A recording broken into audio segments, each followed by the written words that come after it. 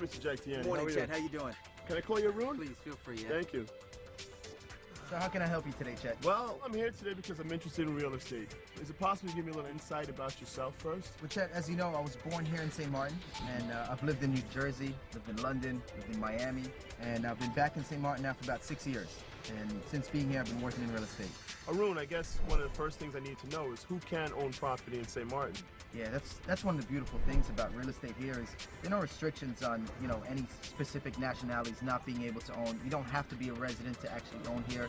So yeah, the door is open.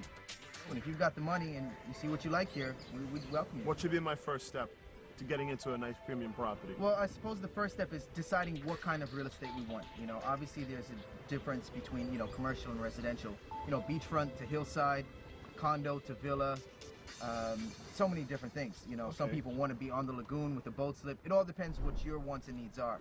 I guess my second question would be, what kind of developments do we have on the island at the current time? There's been a lot of construction. As anyone who's driven around the island can see, really over the last 4 to 5 years, we've had about 20 new condominium developments come out of the ground. Some of them are just nearing completion now, some have just come sprouting out now, but our inventory has changed dramatically. What does that mean to a buyer like me? As a buyer, you certainly benefit from that because now you've got tons of options. Now, is there a difference between the French side and the Dutch side? On the Dutch side, it's extremely attractive.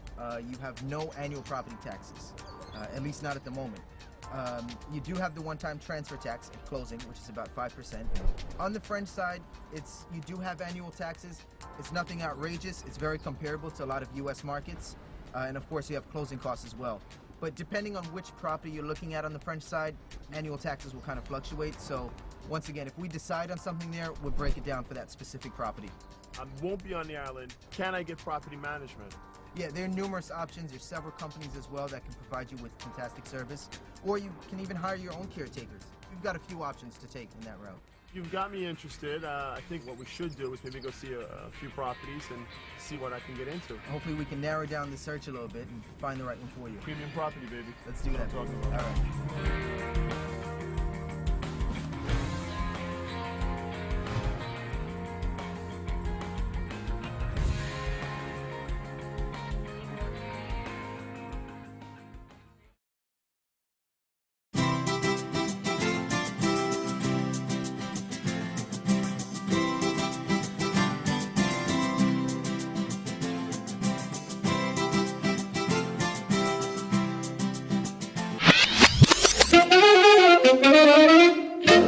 Papa l'americano